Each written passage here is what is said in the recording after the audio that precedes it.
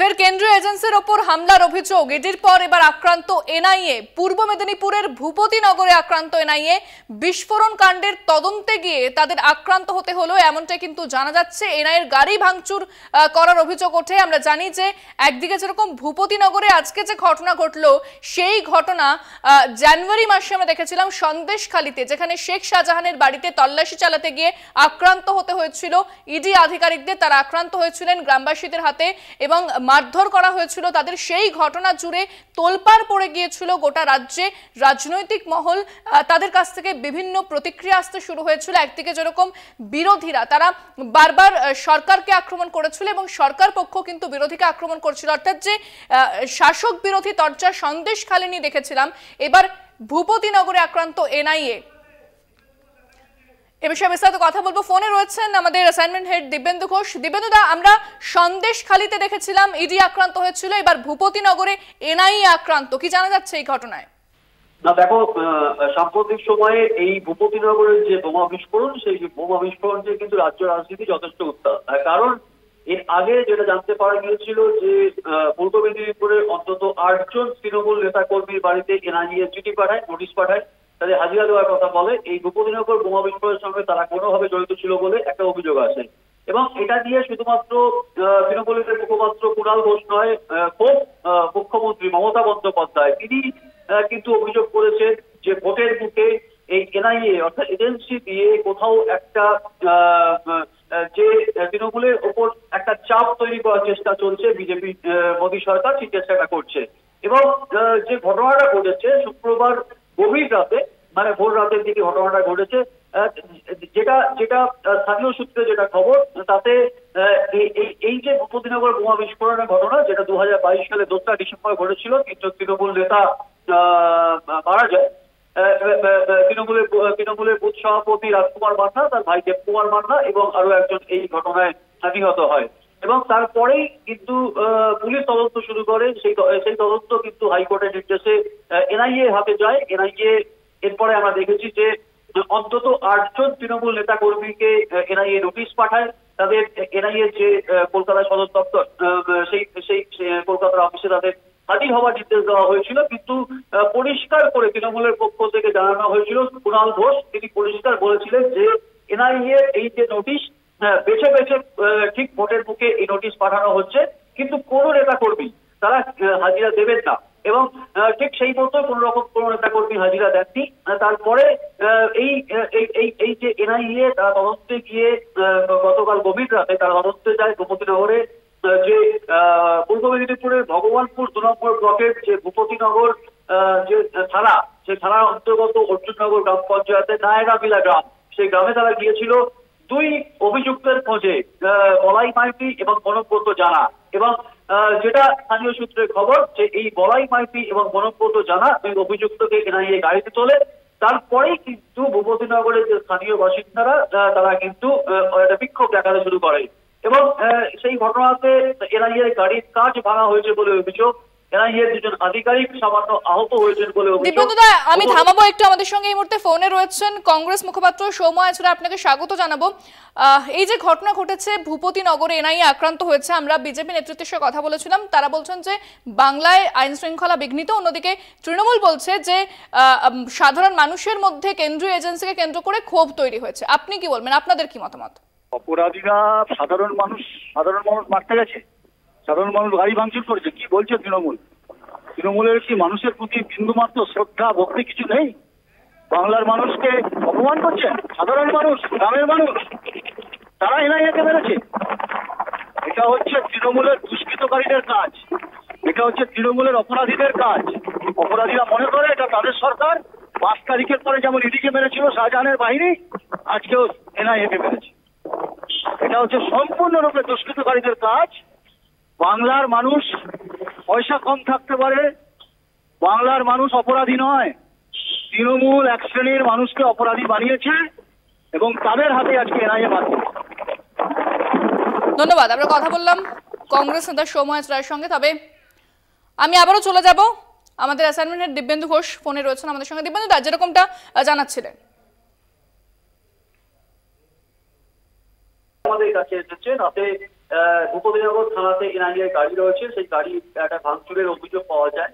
2 NIA আধিকারিক তারা সামান্য আহত হয়েছেন বলেও একটা অভিযোগ এসেছে, এবং সেই অভিযোগ কিন্তু ভূপতিনগর থানাতে দায়ের করেছে এনআইএ, এবং ইতিমধ্যেই এনআইএর যে সদর দপ্তর দিল্লিতে কিন্তু রিপোর্ট পাঠানো হয়েছে। সুতরাং এখনো পর্যন্ত যে দুজনের খোঁজে এনআইএ গিয়েছিল, অর্থাৎ 2 অভিযুক্ত বলাই মাইতি এবং গণব্রত জানা, তাদের এনআইএ গাড়ি করে তুলে যখন জিজ্ঞাসাবাদের জন্য নিয়ে যাচ্ছিল তখনই একটা বিক্ষোভ দেখানো হয় সেখানে, এবং তারপরে হামলা চলে বলে অভিযোগ। এনআইএ গাড়ি লক্ষ্য করে ইট পাথর ছোড়া হয়েছে বলে অভিযোগ করা হয়। যদিও সেই অভিযোগের সত্যতা এখনো পর্যন্ত পরিষ্কার নয়, তার কারণ যে ঘটনাটা ঘটেছে সেটা কিন্তু গভীর রাতে ঘটেছে, অর্থাৎ শুক্রবার যে ভোর রাতের দিকে ঘটেছে। সুতরাং পুরো ঘটনা এখনো পর্যন্ত তদন্ত সাপেক্ষ। এনআইএ ভূপতিনগর থানায় যে অভিযোগ দায়ের করেছে তার ভিত্তিতে পুলিশ তদন্ত শুরু করেছে। যেটা বিজেপির পক্ষ থেকে যেটা জানানো হচ্ছে যে এই যে 2 অভিযুক্ত অর্থাৎ বলাই মাইতি এবং গণব্রত জানা, তাদের এনআইএ অ্যারেস্ট করেছে, কিন্তু তৃণমূলের পক্ষ থেকে এখনো পর্যন্ত এই গ্রেপ্তারের কোনো খবর বলা হয়নি। এই বলাই মাইতি এবং গণব্রত জানা 2 অভিযুক্ত, তাদের আটক, তাদের এর আগে এনআইএ নোটিশ পাঠায় বলে যেটা জানা গিয়েছে, এবং সেই নোটিশের ভিত্তিতে যেটা আমি পরিষ্কার বলছিলাম যে তৃণমূল কংগ্রেস কিন্তু পরিষ্কার জানিয়েছিল যে এনআইএ এর কোনো নোটিশে কোনো নেতা, কোনো কর্মী সমর্থক তারা হাজিরা দেবে না, এবং যে কারণে যে 8 জনের নামে পূর্ব মেদিনীপুরে যে 8 জন তৃণমূল নেতা কর্মীর নামে এনআইএ নোটিশ পাঠিয়েছিল তারা কিন্তু কেউ হাজিরা দেয়নি। এবং আমরা এটা কিন্তু পরিষ্কার দেখেছি যখন কৃষ্ণনগরে যখন মহুয়া মৈত্র যে লোকসভা কেন্দ্র, সেই লোকসভা কেন্দ্রের প্রচারে গিয়ে প্রথম যে প্রচার, লোকসভা ভোটের যে প্রথম প্রচার, মমতা বন্দ্যোপাধ্যায় তিনি কিন্তু অত্যন্ত কড়া ভাষায় নিন্দা করেছিলেন যে ভোটের মুখে এজেন্সি দিয়ে বিরোধী দলগুলিকে চাপে ফেলার যে চেষ্টা চলছে, সেই অভিযোগ কিন্তু তিনি করেছেন। তিনি বারবারই অভিযোগ করেছেন এবং তিনি ঘটনাটা উল্লেখ করেছেন যে এনআইএ দিয়ে তৃণমূলের যে সমস্ত নেতা কর্মী তাদের গ্রেফতার করা হচ্ছে, তাদের নোটিশ পাঠানো হচ্ছে, এবং এই ঘটনার পরেই কিন্তু কুণাল ঘোষ কিন্তু পরিষ্কার বলে দিয়েছিলেন যে যাদের নোটিশ পাঠানো হয়েছে তারা কেউ হাজিরা দেবে না। এবং সেই সূত্র ধরেই কিন্তু এনআইএ গতকাল ভোর রাতে এই ভূপতিনগর অর্থাৎ পূর্ব মেদিনীপুরের ভগবানপুর 2 নম্বর ব্লকের যে ভূপতিনগর এলাকা, যেখানে নায়রাবিলা গ্রাম, যে গ্রামে 2022-এর 2রা ডিসেম্বর বোমা বিস্ফোরণের ঘটনা ঘটে, 3 তৃণমূল নেতার মৃত্যু হয়। তারপরে এনআইএ তদন্ত, হাইকোর্টের নির্দেশে এনআইএ তদন্ত হাতে নেয়। কিন্তু একটা বিষয় যেটা বারবার করে তৃণমূলের পক্ষ থেকে বলা হচ্ছে যে 2022-এর যে ঘটনা, সেই ঘটনা ঘটার পর যখন এনআইএ তদন্তভার দিল, তারপরে এনআইএর পদক্ষেপ কি, এনআইএ কাউকে জিজ্ঞাসাবাদ করেছে কি, এনআইএ সেখানে যেখানে ঘটনা ঘটেছিল ভূপতিনগরে সেখানে কি গিয়েছিল, এনআইএ কি কোনো অভিযুক্তকে ডেকে জিজ্ঞাসাবাদ করেছে? তাহলে এই যে ডাকাডাকি চলছে সেটা ঠিক ভোটের মুখে কেন? লোকসভা ভোটের মুখে এনআইএ তাদের ডাকছে, এনআইএ তাদের নোটিশ পাঠাচ্ছে। যে ঘটনাটা ঘটেছিল 2022 সালে 2রা ডিসেম্বর, তারপরে যখন পুলিশ তদন্ত শুরু করে এবং হাইকোর্ট তার নির্দেশ দেয় যে এনআইএ তদন্ত করবে, তারপরে এর পদক্ষেপ কি? কাউকে কি গ্রেপ্তার করা হয়েছে? কাউকে কি জিজ্ঞাসাবাদ করা হয়েছে? তাহলে লোকসভা ভোটের মুখে কেন নেতাকর্মীদের, তৃণমূল নেতাকর্মীদের বেছে বেছে ডাকা হচ্ছে? কুণাল ঘোষ তৃণমূল নেতা তিনি যেটা বলেছিলেন যে এটা কিন্তু বিজেপির চক্রান্ত, তার কারণ ভোটের মুখে এলাকা ফাঁকা করতে হবে। অর্থাৎ যে সমস্ত দীপেন্দুদা, আমি থামাবো একটু, আমাদের সঙ্গে এই মুহূর্তে ফোনে রয়েছেন সিপিএম নেতা তন্ময় ভট্টাচার্য, আপনাকে স্বাগত জানাবো। সন্দেশখালী ঘটনা আমরা দেখেছি, তারপরে ভূপতিনগরে এনআইএ আক্রান্ত হয়েছে, কি বলবেন এই ঘটনায়?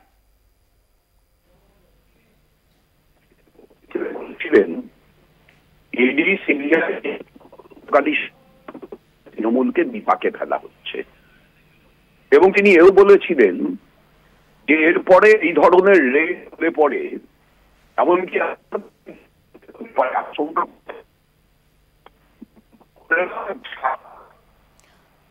তন্ময়বাবু, আপনার কথা আমরা স্পষ্ট শুনতে পাচ্ছি না, আপনি যদি একটু স্থান পরিবর্তন করে কথা বলেন। মাননীয় মুখ্যমন্ত্রী একটি বক্তৃতায় বলেছিলেন ইডি, সিবিআই, কেন্দ্রীয় তদন্তকারী সংস্থা দিয়ে তৃণমূলকে বিপাকে ফেলা হচ্ছে, এমনকি আমার বাড়িতেও রেড হতে পারে। এই ধরনের চেষ্টা হলে পরে মা বোনেরা ঝাঁটা, খুন্তি, হাতা নিয়ে বেরিয়ে পড়বেন রাস্তায়। মুখ্যমন্ত্রী ইন্ডালজ করেছেন এই রাজ্যের আইন শৃঙ্খলা তাকে বিপন্ন করবার দায় মুখ্যমন্ত্রীর। কোনো স্বাভাবিক তদন্ত এ রাজ্যে হতে পারবে না, কারণ মুখ্যমন্ত্রী জানেন গোটা রাজ্যটা, তার দলটা উপর থেকে নিচ পর্যন্ত চুরি দুর্নীতিতে পরিপূর্ণ হয়ে আছে। চোর ধরা যাবে না, জেলে ভরা যাবে না। সেক্ষেত্রে তৃণমূল বলছে যে ভোটের মুখে কেন এই তদন্ত? সামনে নির্বাচন রয়েছে, তার আগে এনআইএ এর দৌরাত্ম্য শুরু হয়েছে। স্বাভাবিক তো, এনআইএ কোন সময় তদন্ত করবে তার সঙ্গে ভোট কিংবা দুর্গাপূজা কালী পূজার সম্পর্ক কি? যদি কোন রকম বৈদেশিক যোগাযোগ থাকে, ন্যাশনাল ইন্টারেস্ট ক্ষতিগ্রস্ত হচ্ছে এমন ঘটনা থাকে, এনআইএ প্রয়োজনে অষ্টমীর রাতেও তদন্ত করতে পারে। মুখ্যমন্ত্রীকে বলবেন এই রাজ্যে সব মানুষ দুর্গা ঠাকুর দেখতে বেরিয়েছে তাই তদন্ত করা যাবে না, ঈদের দিনও তদন্ত করতে পারে। মুখ্যমন্ত্রী কি বলবেন আজকে সবাই রোজা রেখে নামাজ পড়ছে তাই তদন্ত করা যাবে না? তদন্ত কি মুখ্যমন্ত্রীর ইচ্ছে মতো হবে? যে মুখ্যমন্ত্রী গোটা তদন্তকে বাধাপ্রাপ্ত করছেন, তদন্তকারীদের উচিত সেই মুখ্যমন্ত্রীর বাড়িতে তদন্তের দল পাঠানো। কোন সেটিং এ সেটা পাঠানো হচ্ছে না। কোন সেটিং এ অভিষেক ব্যানার্জি রক্ষা কবচ পাচ্ছে অথচ অরবিন্দ কেজরিওয়াল গ্রেপ্তার হচ্ছেন, এই সত্যটা সামনে আসা দরকার। না হলে তদন্তকারীদের সময় এবং পরিশ্রম ব্যয় হবে মাত্র, কোনো উপকার বাংলার হবে না। ধন্যবাদ। আমরা কথা বললাম সিপিএম নেতা তন্ময় ভট্টাচার্যের সঙ্গে। আমি আবারও যাব, আমাদের অ্যাসাইনমেন্ট হেড দিব্যেন্দু ঘোষ ফোনে রয়েছেন। দিব্যেন্দুদা, এর পরে সেক্ষেত্রে এনআইএ এর তরফ থেকে কি জানানো হচ্ছে এবং যে তৃণমূল সূত্রে বা কি জানা যাচ্ছে? তাপির যিনি তৃণমূল প্রার্থী অর্থাৎ উত্তম বারিক, তিনি পরিষ্কার করে ব্যাপারটা বলেছেন, কি ঘটনা ঘটেছে, কেন ঘটছে, কি বৃত্তান্ত সেটা বলেছেন। এবং আমাদের কাছে যেটা খবর সেটা হচ্ছে এনআইএ তরফ থেকে ভূপতিনগর থানাতে অভিযোগ দায়ের করা হয়েছে এবং গোটা ঘটনার যে রিপোর্ট সেই রিপোর্ট কিন্তু এনআইএ সদর দপ্তর দিল্লিতে পাঠানো হয়েছে। এরপরে পদক্ষেপে জানতে পারবো কি ঘটছে, সেই মতো আমরা কলকাতা দর্শকদের সেই খবর দিতে থাকবো। একেবারে ধন্যবাদ। আমরা কথা বললাম আমাদের অ্যাসাইনমেন্ট হেড দিব্যেন্দু ঘোষের সঙ্গে।